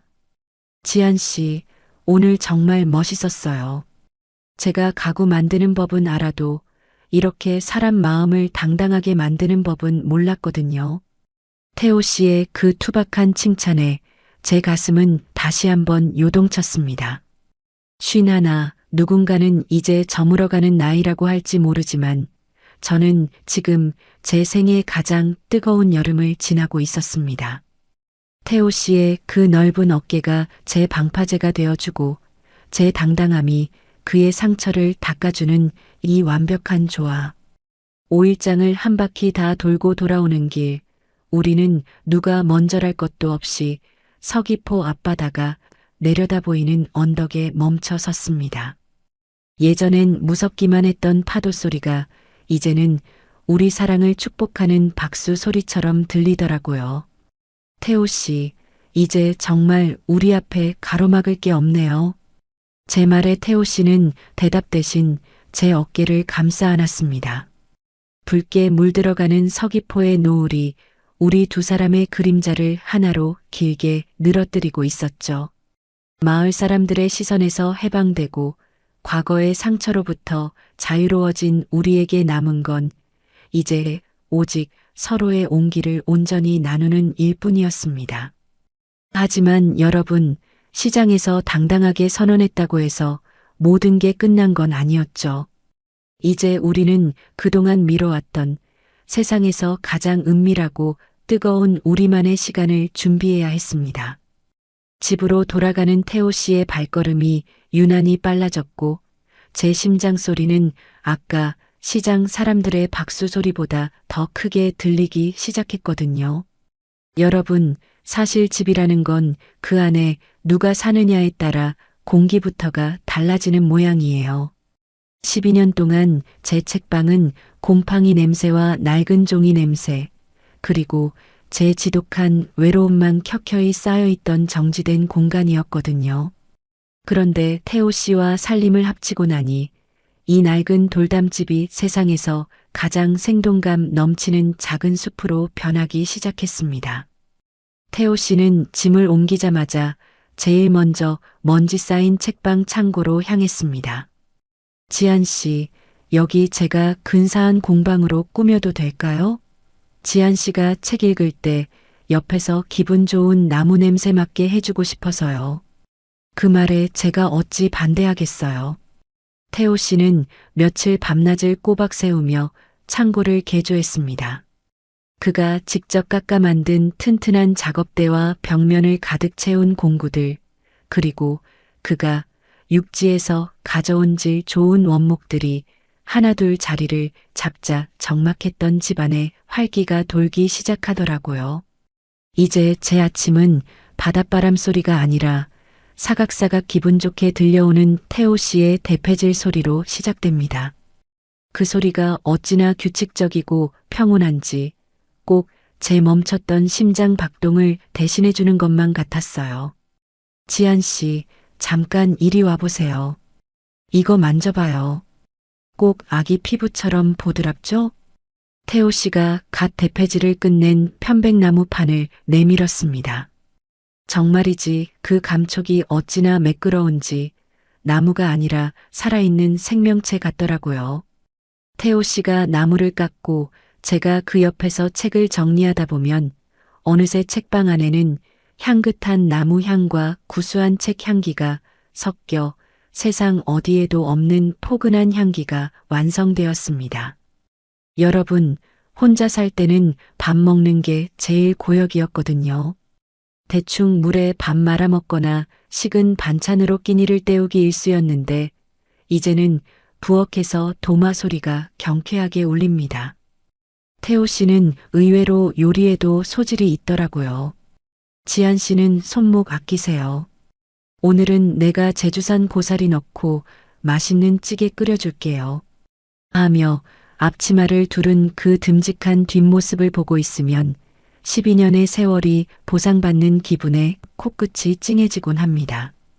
마당에 태호 씨가 만든 평상에 나란히 앉아 저녁을 먹을 때면 서귀포의 노을이 우리 밥상 위로 내려앉습니다. 12년 전에는 저 바다가 원망스러워 쳐다보기도 싫었는데 이제는 태호 씨 손을 잡고 오늘 바다가 참 잔잔하네요 하고 웃으며 말할 수 있게 되었어요. 지한 씨, 저 내일은 책방 입구에 세울 새 간판 만들 거예요. 지한과 태호의 숲속 책방 어때요? 우리 이름이 같이 적힌 간판요. 태호 씨의 그 말 한마디에 가슴이 벅차올랐습니다. 나라는 개인의 삶이 우리라는 공동의 삶으로 확장된다는 것, 그리고 내 이름 옆에 든든한 누군가의 이름이 나란히 적힌다는 게 이토록 가슴 떨리는 일인지 예전엔 미처 몰랐습니다. 태호 씨는 제 상처 입은 일상을 보수하는 것을 넘어 아예 새로운 설계도를 그려주고 있었던 거예요. 밤이 깊어지면 우리는 태호 씨가 직접 만든 커다란 침대에 나란히 눕습니다. 침대 헤드에서 은은하게 배어나오는 편백향을 맡으며 서로의 손을 꼭 잡고 오늘 있었던 사소한 일들을 이야기하죠. 오늘 오셨던 손님이 서가가 너무 예쁘대요. 내일은 마당 꽃밭에 물을 좀 더 줘야겠어요. 같은 소소한 대화들. 이런 평범한 일상이 저에게는 기적이고 축복입니다. 하지만 여러분, 우리가 이렇게 행복해질수록 마음 한구석에는 여전히 해결되지 않은 숙제 같은 게 남아 있었습니다. 바로 태호 씨의 정식 복권과 우리를 끝까지 괴롭혔던 그 건설 세력에 대한 확실한 마무리가 필요했거든요. 사랑은 우리를 단단하게 만들었지만 완전한 평화를 위해서는 한 번 더 세상 밖으로 용기를 내어 걸어 나가야 할 때가 다가오고 있었습니다. 태호 씨가 공방에서 제게 보여준 비밀스러운 상자 하나가 그 시작이었죠. 여러분, 사실 50이 넘은 나이에 프로포즈라는 단어를 입에 올리는 게 얼마나 쑥스러운 일인지 아시죠? 이제는 설렘보다는 편안함이, 뜨거움보다는 미지근한 온기가 더 어울리는 나이라고 생각했거든요. 그런데 태호 씨는 제 그런 고정관념을 보기 좋게 깨뜨려 버렸습니다. 그 남자는 정말이지 끝까지 저를 여자로 느끼게 해주는 재주가 있더라고요. 서귀포에 유난히 달빛이 고왔던 어느 토요일 밤이었습니다. 태호 씨가 갑자기 저를 데리고 집 뒤편 바다가 한눈에 내려다 보이는 작은 언덕으로 올라갔습니다. 그곳엔 태호 씨가 며칠 동안 몰래 다듬어 놓은 현무암 벤치가 놓여 있었죠. 제주 바다의 거친 바람을 견뎌온 그 검은 돌 위로 은은한 달빛이 쏟아지는데 그 풍경이 어찌나 경건한지 숨이 턱 막혔습니다. 지한 씨, 여기 잠시만 앉아봐요. 태호 씨는 긴장한 듯 마른 침을 삼키더니 주머니에서 작은 상자 하나를 꺼냈습니다. 상자가 열리는 순간 제 눈앞에는 지금까지 본 적 없는 아주 특별한 반지가 나타났습니다. 흔한 다이아몬드도 화려한 보석도 아니었어요. 은백색의 매끄러운 곡선이 마치 서귀포 앞바다의 잔잔한 물결을 그대로 옮겨놓은 듯한 세상에 단 하나뿐인 은반지였습니다. 이거 태호 씨가 직접 만든 거예요? 제 물음에 태호 씨는 쑥스러운 듯 고개를 끄덕였습니다. 가구 만들던 솜씨로 조심스럽게 깎아봤습니다. 지한 씨가 사랑하는 이 바다의 물결처럼 우리의 시간도 늘 부드럽게 흘러갔으면 해서요. 그가 제 거칠어진 손을 조심스럽게 잡아 끌었습니다. 12년 전 가족을 잃고 텅 비어버린 제 왼손 약지 위에 시원하면서도 묵직한 은반지가 천천히 자리를 잡았습니다. 지한 씨 12년 동안 혼자서 이 모진 바람을 다 맞으며 버티느라 정말 고생 많았습니다. 이제는 내가 지한 씨의 단단한 현무암이 되어줄게요. 태풍이 불어도 거친 파도가 들이쳐도 절대 흔들리지 않는 그런 안식처요. 나랑 여생을 함께 해주겠습니까? 태호 씨의 그 낮은 목소리가 파도 소리에 섞여 제 심장 속으로 깊숙이 파고들었습니다. 여러분, 그때 제 기분이 어땠는지 아세요? 쉬난 해를 살면서 켜켜이 쌓였던 서러움과 외로움이 그 은반지 하나에 다 녹아내리는 기분이었어요. 아, 나도 이제 누군가에게 온전히 기대어도 되는구나. 나도 이제 행복해질 자격이 있구나 하는 확신이 들었습니다. 저는 대답 대신 환한 미소를 지으며 태호 씨를 꼭 끌어안았습니다. 눈물은 나지 않았어요. 그저 너무나 완벽한 행복감에 가슴이 벅차올라 웃음만 자꾸 나오더라고요. 제 미소에 안도한 듯 태호 씨도 저를 더 꽉 안아주었습니다. 현무암 벤치에 나란히 앉아 바라본 제주의 밤바다는 더 이상 무덤이 아니었습니다. 그곳은 우리가 함께 써내려갈 새로운 인생의 시작점이자 찬란한 희망의 물결이었습니다. 태호 씨, 고마워요. 내 멈췄던 시간을 다시 흐르게 해줘서. 우리 이 물결처럼 서두르지 말고 천천히 하지만 끊이지 않게 사랑하며 살아요. 달빛 아래서 우리는 서로의 눈을 맞추며 영원을 맹세했습니다. 나이 차이도 과거의 상처도 세상의 편견도 그 순간만큼은 아무런 힘을 쓰지 못했습니다. 오직 서로를 향한 진심만이 현무암처럼 단단하게 우리를 지탱해주고 있었죠. 집으로 돌아오는 길, 제 손가락에서 반짝이는 은빛 물결을 보며 저는 생각했습니다.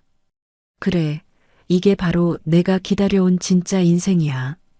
집으로 돌아온 우리는 그 어느 때보다 평온하고 깊은 잠에 들었습니다. 하지만 여러분, 인생의 완성이 결혼이나 약속만으로 이루어지는 건 아니잖아요. 그 약속을 지키기 위해 매일을 정성껏 채워나가는 과정이 진짜 사랑이죠. 다음 날 아침, 눈을 뜬 제 앞에는 어제와는 또 다른 하지만 더없이 눈부신 일상이 기다리고 있었습니다. 태호 씨는 벌써 공방으로 나가 뭔가를 열심히 준비하고 있었고 저는 그런 그의 뒷모습을 보며 따뜻한 찻잔을 들었습니다. 여러분, 사실 인생이라는 게 참 묘해요. 젊었을 땐 사랑이 화산처럼 뜨겁게 타오르는 것만이 전부인 줄 알았거든요. 그런데 50이 넘고 인생의 반환점을 돌아 태호 씨를 만나고 보니 알겠더라고요. 진짜 깊은 사랑은 타오르는 불꽃이 아니라 어두운 밤길을 끝까지 비춰주는 은은한 등불 같은 것이라는 걸요. 드디어 모든 폭풍우가 지나간 그날 밤, 태호 씨와 저는 12년 동안 정막이 감돌던 침실에 나란히 앉았습니다.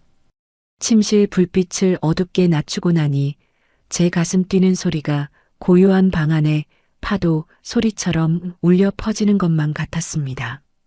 51년을 살면서 이런 떨림은 처음이었어요. 아니, 정확히는 너무 오래전 일이라 잊고 있었던 감정이었죠. 태호 씨가 부드러운 손길로 제 얼굴을 어루만질 때 저는 숨이 멎는 것 같았습니다. 스탠드 불빛 아래 비친 제 깊어진 눈가 주름이 부끄러워 고개를 숙였고 탄력을 잃고 축 처진 살결이 신경 쓰여 자꾸만 이불 끝을 만지작거렸습니다. 12년이라는 긴 겨울을 홀로 버텨온 제 몸이 너무 초라하게 느껴졌거든요. 하지만 태호 씨는 그런 제 마음을 다 안다는 듯 제 주름진 손등 위에 자기의 두툼한 손을 겹쳐 올렸습니다. 지안 씨, 고개 숙이지 마요. 이 주름 하나하나가 지안 씨가 그동안 얼마나 성실하게 인생의 파도를 견뎌왔는지 보여주는 훈장 같아서 저는 이게 더 아름다워 보입니다. 태호 씨의 그 낮은 목소리에 저는 참았던 눈물을 톡 터뜨리고 말았습니다. 이 남자는 제 겉모습이 아니라 제 영혼의 상처까지 사랑해주고 있었던 거예요. 저보다 7살이나 어린 그가 제 어깨를 감싸 안을 때 12년 동안 얼음장처럼 차가웠던 제 방에 드디어 뜨거운 온기가 돌기 시작했습니다. 부끄러움도 상실의 고통도 세상의 시선도 그 온기 속에서 눈 녹듯 사라졌습니다. 우리는 서로의 몸에 새겨진 인생의 굴곡들을 정성껏 어루만졌습니다. 제 눈가 주름은 태호 씨의 입맞춤으로 채워졌고 태호 씨의 거친 손마디는 제 따뜻한 손길로 위로받았죠. 51의 여자와 44의 남자. 우리는 나이도 과거도 다 잊은 채 그저 서로의 등불이 되어 살아갈 두 영혼으로 하나가 되었습니다. 제 생애 가장 길었던 겨울을 끝내는 세상에서 가장 뜨겁고 아름다운 첫날 밤이었습니다. 다음 날 아침 눈을 떴을 때 창밖으로 비치는 서귀포의 햇살은 평소보다 훨씬 눈부셨습니다. 옆자리에서 들려오는 태호 씨의 고른 숨소리를 들으며 저는 생각했습니다. 그래, 인생의 황혼은 저무는 시간이 아니라 가장 깊고 은은한 빛을 내는 시간이야라고요. 여러분, 혹시 지금 삶이 너무 힘들고 외로워서 내 인생은 이제 끝났다고 생각하시는 분 계신가요? 12년 동안 스스로를 유배시켰던 저도 이렇게 다시 사랑을 찾고 웃음을 되찾았습니다. 인생의 반환점에서도 기적은 일어나더라고요. 포기하지 마세요. 여러분의 인생에도 태호 씨 같은 따뜻한 나무 향기가 그리고 빛나는 황혼이 반드시 찾아올 테니까요. 자, 오늘 준비한 서귀포 책방 지안 씨와 태호 씨의 기적 같은 사랑 이야기는 여기까지입니다. 51살 지안 씨의 용기 있는 선택에 응원을 보내고 싶으신 분들, 그리고 두 사람의 앞날이 늘 꽃길이길 바라시는 분들은 영상 오른쪽 아래 구독과 좋아요 꼭 눌러주세요. 여러분의 구독은 저에게 큰 힘이 되고 좋아요는 더 많은 분에게 이 따뜻한 위로를 전하는 등불이 됩니다. 알림 설정까지 해주시면 다음번에도 가슴 뭉클한 사연으로 제일 먼저 찾아뵐게요. 오늘 사연 들으면서 여러분은 어떤 생각이 드셨나요? 여러분이 겪은 사랑 이야기나 지안 씨에게 전하고 싶은 응원의 메시지를 댓글로 남겨주세요. 제가 하나하나 소중히 읽어보겠습니다. 오늘도 사랑 가득한 하루 되세요. 지금까지 긴 이야기 들어주셔서 감사합니다. 모두 무료이니 마음껏 응원해주세요.